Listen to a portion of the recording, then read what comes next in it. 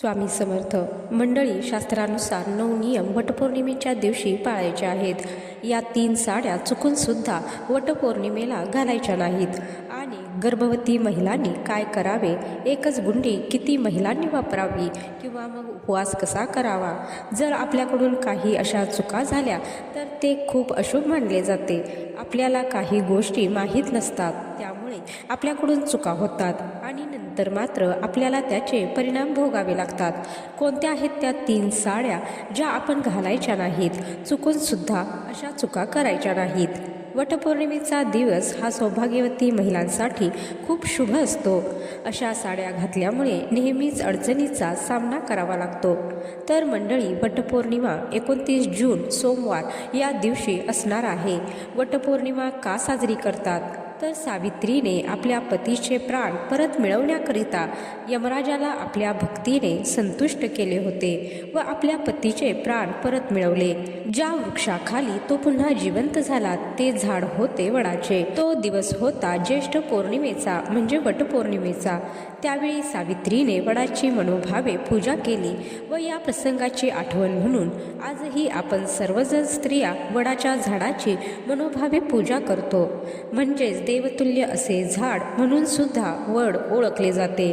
वडाच्या झाडामध्ये प्रत्यक्ष ब्रह्मा, विष्णू, महेश या तिन्ही देवतांचा वास आहे. जेव्हा आपण वटपौर्णिमेला वडाच्या झाडाची पूजा करतो तेव्हा आपल्याला त्रिदेवांचे पूजन केल्याचे पुण्यफळ, सुख, सौभाग्य प्राप्त होते. हे तिन्ही देवता आपल्याला भरभरून आशीर्वाद देतात.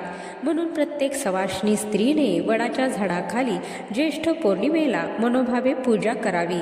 पंचांगानुसार ज्येष्ठ महिन्यातील पौर्णिमा तिथी 29 जून रोजी पहाटे 3:06 सुरू होईल आणि दुसऱ्या दिवशी म्हणजेच 30 जून रोजी पहाटे 5:26 समाप्त होईल. उदय तिथीनुसार ज्येष्ठ पौर्णिमा 29 जून रोजी साजरी केली जाईल. ज्येष्ठ पौर्णिमेच्या दिवशी स्नान आणि पूजेसाठी शुभ मानला जाणारा ब्रह्ममुहूर्त पहाटे 4:06 ते 4:46 या वेळेत असेल. या व्यतिरिक्त या दिवशी अभिजित मुहूर्तावर पूजा करणे देखील शुभ मानले जाते. आपल्या भोलेनाथाचा दिवस म्हणजे सोमवार, त्यामुळे हा सौभाग्यवर्धक असं वटपौर्णिमेचं व्रत ठरणार आहे. सर्व महिलांनी या दिवशी लवकर उठायचं आहे. वडाच्या झाडाची पूजा करायची आहे. काही महिला काय करतात की सकाळी अगदी लवकर उठतात आणि घाईघाई करून वडाच्या झाडाची कशीही पूजा करतात, परंतु असं करू नका. महिलांनो, हा दिवस वर्षातून एकदाच येत असतो, त्यामुळे नीट व्यवस्थित पूजा करावी. तर आपल्याला या दिवशी लवकर उठायचं आहे. अंघोळीच्या पाण्यामध्ये हळद टाकून आंघोळ करायची आहे, म्हणजे आपल्याला लक्ष्मी नारायण या दोघांचाही आशीर्वाद प्राप्त होतो. ते प्रसन्न होतात. यासाठी पूजा विधी, मुहूर्त आणि साहित्य काय, तसेच कोणत्या रंगाच्या साड्या नेसायच्या आहेत, कोणत्या रंगाच्या साड्या नेसायच्या नाहीत, हे सुद्धा आपण पाहणार आहोत. या दिवशी महिलांनी काय करायचं आहे किंवा काय करणं टाळायचं आहे, सर्व नियम आपण या व्हिडिओमध्ये पाहणार आहोत. तर पुढे जाण्याआधी माझी तुम्हाला विनंती आहे की तुम्ही जर चॅनलवर नवीन असाल तर चॅनलला सबस्क्राईब जरूर करा. तसेच कॉमेंट बॉक्समध्ये श्री स्वामी समर्थ नक्की लिहा. तर वडाच्या झाडाची पूजा केल्याने तिन्ही देवता प्रसन्न होतात. काही शारीरिक, मानसिक जे काही तुम्हाला त्रास असतील त्याची तीव्रता कमी होते. तर या दिवशी महिलांनी आंघोळ केल्यानंतर लगेचच आपल्या देवघरामध्ये आपल्या देवांची छान अशी विधिवत पूजा करायची आहे. सोमवार असल्यामुळे आपल्याला भोलेनाथाचा दिवस अतिशय छान लाभला आहे. या दिवशी माता पार्वतीची सुद्धा आपल्याला छान अशी पूजा विधिवत करायची आहे. तसेच माता लक्ष्मीची सुद्धा पूजा करायची आहे. तुमच्याकडे मूर्ती असेल, फोटो असेल तर त्या फोटोची छान अशी पूजा करा.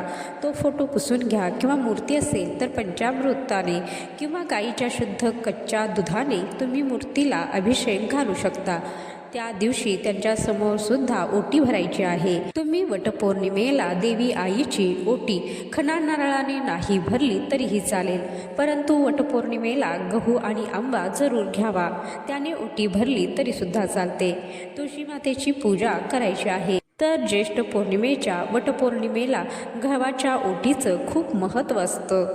आपण इतर वेळी तांदळाची ओटी भरत असतो. यावेळी ज्येष्ठ पौर्णिमेला जेव्हा आपण वडाच्या झाडाजवळ ओटी ठेवतो किंवा मग 5 बायकांची ओटी भरत असतो, तेव्हा आंब्याने आणि गव्हाने ओटी भरावी. तुम्हाला आपल्या कुलस्वामिनीची ओटी भरताना किंवा वडाच्या झाडाखाली ओटी भरताना सुद्धा गहू वापरायचे आहेत. गव्हाला या दिवशी खूप महत्त्व असतं. गव्हाला सोन्यासारखं मानलं जातं, म्हणून सोन्यासारखं सुख ऐश्वर तुमच्या ओटीत देवी आई साक्षात माता लक्ष्मी देत असते. म्हणून गव्हाचा वापर करायचा आहे. वडाचे झाड हे धार्मिकरित्या जितके महत्त्वाचे आहे तितके शास्त्रीयदृष्ट्या वडाचे झाड महत्त्वाचे आहे. हे झाड 100 वर्षापेक्षा जास्त दिवस जगते. यामुळे सौभाग्यवती महिला पतीला दीर्घायुष्य लाभण्यासाठी हे व्रत मनोभावे करत असतात. वडाचे झाड हे 100 वर्षापेक्षा जास्त दिवस जगते. त्याचप्रमाणे पतीला सुद्धा असेच दीर्घायुष्य लाभावे अशी प्रत्येक महिलांची ईश्वराचरणी प्रार्थना असते आणि जन्मोजन्मी हाच पती मिळावा यासाठी महिला मनोभावे वटपौर्णिमेचे व्रत करतात. आता पाहूयात वटपौर्णिमा पूजा नेमकी कशी करायची. तर वटपौर्णिमेच्या दिवशी विवाहित स्त्रियांनी स्नान करून 16 शृंगार परिधान करावेत. व्रताचा संकल्प करून पिवळ्या रंगाचे कपडे परिधान करावेत. वडाच्या झाडाला पूजनासाठी ताटात फुले, अक्षता, दिवा, अगरबत्ती, मिठाई, साखर किंवा पुरणपोळी तसेच ओटी भरण्यासाठी गहू, आंबा, एखादा ब्लाऊज पीस, यथाशक्ती गोड काहीतरी असावे. हळदी कुंकू यासारख्या गोष्टी ठेवा. वडाच्या झाडाला पाणी टाकून रक्षासूत्र बांधून 7 वेळा प्रदक्षिणा घाला. पतीच्या दीर्घायुष्यासाठी मनोभावे प्रार्थना करा.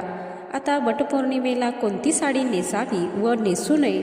तर वटपौर्णिमेच्या दिवशी हिरव्या रंगाची साडी जर तुमच्याकडे असेल तर अवश्य परिधान करा.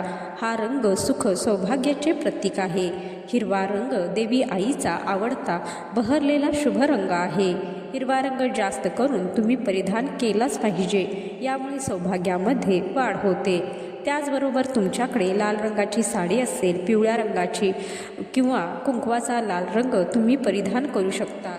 त्याचबरोबर केशरी रंग आनंदाचा, गवत्या सूर्याचा तेजस्वी असा तुम्ही परिधान करू शकता. परंतु या दिवशी चुकून सुद्धा तुम्हाला काळा रंग, पांढरा रंग किंवा निळ्या रंगाच्या साड्या परिधान करायच्या नाहीत. तसेच तुम्ही मासिक पाळीमध्ये किंवा एखाद्या सुतकामध्ये वापरलेली साडी वटपौर्णिमेला घालू नये. किंवा तुमच्याकडे लाल रंगाच्या साडीवर काळ्या रंगाच्या छटा असतील तर अशी साडीसुद्धा तुम्ही वटपौर्णिमेला परिधान करू नये. पूजा झाल्यानंतर सुद्धा वटपौर्णिमेच्या दिवशी काळा किंवा पांढरा रंग असलेले घरी घालायचे कपडे देखील या दिवशी परिधान करू नका. कारण वटपौर्णिमेचा अख्खा दिवस हा शुभ असतो. या दिवशी सोमवार आलेला आहे. त्यामुळे या दिवशी आपल्याला याच रंगाचे कपडे परिधान करायचे आहेत. म्हणजे हिरवा रंग, लाल रंग, पिवळा, केशरी, गुलाबी, जांभळा यासारख्या रंगाच्या साड्या किंवा कपडे आपल्याला परिधान करायचे आहेत. त्याचबरोबर महिलांनो, हिरव्या रंगाच्या काचेच्या बांगड्या, सौभाग्याचं लेणं महिलांनी अवश्य हातामध्ये घालावे. या दिवशी जर तुमच्याकडे आधीच्या बांगड्या असतील किंवा सुतकामध्ये वापरलेल्या बांगड्या असतील तर तुम्ही अशा बांगड्या वटपौर्णिमेच्या दिवशी घालू नका. या दिवशी तुम्ही 6 का होईना परंतु नवीन बांगड्या घ्या आणि हिरव्याच बांगड्या या दिवशी घाला.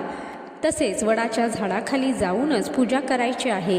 फांदी वगैरे तोडून आणलेली असेल तर तुम्ही त्याची पूजा करताय तर असं करू नका. बऱ्याच ठिकाणी झाडं असतात, आपण तिकडे जाऊनच पूजा करावी. उगीचच आळस करू नये. या दिवशी कोणाचा अपमान करू नये, कोणाला कमी लेखू नये. कोणत्या रूपाने देवी आई आपल्या घरी येईल, आपल्याकडून पाहुणचार करून घेईल, मान सन्मान करून घेईल हे सांगता येत नाही. म्हणून प्रत्येक स्त्रीचा मान सन्मान करायचा आहे, कोणाचा अपमान करायचा नाही याची प्रत्येकाने काळजी घ्यायची आहे.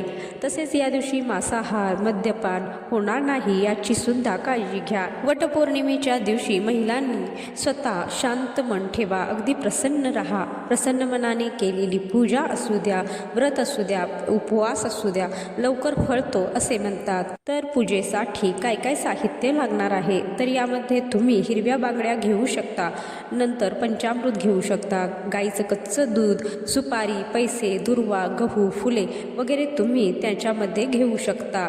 नंतर तुम्हाला जर वडाच्या झाडाला एखादा हार घालायचा असेल तर तो सुद्धा तुम्ही घेऊ शकता. आपल्या सर्व महिलांना माहीत आहे की प्रथम आपण गणपतीची सुपारी मांडून स्थापना करायची आहे. सर्वात प्रथम दिवा लावायचा, नंतर गणपतीची पूजा करायची. पहिल्यांदा वडाच्या झाडाखाली गेल्यानंतर गणपतीला मान द्यायचा आहे, म्हणून विड्याची 2 पानं मांडून त्यावर सुपारी ठेवायची. त्या सुपारीला गणपती बाप्पा समजून हळदी कुंकू लावून पंचामृत किंवा पाणी अर्पण करायचं आहे. नंतर हळदी कुंकू फुलं वाहून पूजा करायची आहे. नंतर आपल्याला सूत गुंडाळायचा आहे. सौभाग्याचा अलंकार आणलेला असेल तर तो सौभाग्याचा अलंकार सुद्धा तुम्ही वडाच्या झाडाला अर्पण करायचा आहे. मुठभर गहू, आंबा ह्या गोष्टी यासाठी लागणार आहेत. दरवर्षी पूजा करता अगदी तशीच तुम्हाला पंचोपचारे पूजा करायची आहे आणि जन्मोजन्मी हा जोडीदार मिळावा. जोडीदारासोबतचे आयुष्य सुखाचे, समृद्धीचे, आरोग्याचे आणि भरभराटीचे जावे ही ईश्वरचरणी प्रार्थना करा. नंतर तुम्ही काही खाल्लं तरी सुद्धा चालेल. काही महिला काय करतात की वटपौर्णिमेच्या दिवशी संपूर्ण दिवस आणि रात्र उपवास करतात, मग तो उपवास दुसऱ्या दिवशी सोडतात. परंतु तुमची जशी परंपरा आहे तसा उपवास करू शकता. काही ठिकाणी वडाची पूजा केल्यानंतर लगेचच घरी गेलं की उपवास सोडतात, तर काही ठिकाणी संपूर्ण दिवसभर उपवास पकडला जातो. गरोदर स्त्रियांनी फक्त लांबून नमस्कार करून आपल्या पतीला उदंड आयुष्य, आरोग्य लाभावं म्हणून प्रार्थना करायची आहे. गरोदर महिलांनी पूजा करू नका. तुमचा जर 7वा, 8वा, 9वा असे महिने चालू असतील तर चुकून सुद्धा वडाच्या झाडाला फेऱ्या मारू नका. नाही तर पोटातील बाळाला कालसर्प दोष लागण्याची शक्यता असते, असं आपल्या पुराणांमध्ये सांगितलेलं आहे. गरोदर महिलांनी पुढील वर्षी पूजा करायची आहे. यावर्षी पूजा करू नये. नंतर 1 ते 6 महिने झाले असतील तर तुम्ही वडाच्या झाडाखाली जाऊन हळदी कुंकू फुलं वाहून वडाच्या झाडाला नमस्कार केला तरी सुद्धा चालेल. परंतु 7वा, 8वा, 9वा महिना चालू असेल तर प्रदक्षिणा घालू नका. कोणाची ओटी भरू नका किंवा कोणाकडून ओटी भरून देखील घेऊ नका, कारण तुमची ओटी पहिलेच भरलेली असते. शक्यतो पूजा करण्यासाठी जाऊच नका, पण चुकून जरी गेला तरी फेऱ्या मारू नका आणि कोणाकडून ओटीसुद्धा घेऊ नका. फक्त आपल्याला जो दोरा सूत आहे तो वर्षभर झाडाला गुंडाळायचा असतो. सूत फक्त तिथे अडकवून या आणि गुंडी आहे तशीच खाली सोडा. गरोदर महिलांनी हे नियम जरूर पाळायचे आहेत. आता सर्व स्त्रियांनी वडाच्या झाडाखाली वटपौर्णिमेला ज्यावेळेस आपण पूजनासाठी गेल्यानंतर एकीची सूतगुंडी दुसरीला देऊ नका. ही चूक अजिबात करू नका. मी काही ठिकाणी बघितलं आहे की 7 फेरे मारून झाले की तो जो धागा आहे, सूत आहे, तो महिला तोडून घेतात आणि दुसरीला देतात. पण अशी चूक अजिबात करू नका. वडाला 7 फेरे मारताना 7 वेळा धागा गुंडळून उरलेला धागा, सूतगुंडी जी असते ती तिथेच खोचून आतमध्ये ठेवून द्यायची आहे. तोडायची, कापायची चूक करू नका. वडाची पूजा करताना बरोबर स्वतःचाच धागा घेऊनच झाडाखाली जा. आधी आपलं पूजेचं ताट तयार करायचं. त्यामध्ये सगळ्या वस्तू आहेत की नाही ते काळजीपूर्वक बघा. त्यामध्ये खास करून स्वतःची सूतगुंडी असायलाच हवी. अगदी सख्या बहिणी जरी असतील तरी तुम्ही एकमेकांना स्वतःची सूतगुंडी देऊ नका. म्हणजेच तुम्ही या गोष्टी करायच्याच नाहीत, द्यायच्याच नाहीत. काही गोष्टी आहेत त्या वटपौर्णिमेच्या दिवशी सर्वांनी पाळायच्या आहेत. तर हा माहितीपूर्ण व्हिडिओ तुम्हाला आवडला असेल तर व्हिडिओला लाईक करा, शेअर करा, जेणेकरून बाकीच्या महिलांना सुद्धा याचा उपयोग होईल. तर हा माहितीपूर्ण व्हिडिओ शेवटपर्यंत पाहिल्याबद्दल धन्यवाद. जय श्री स्वामी समर्थ.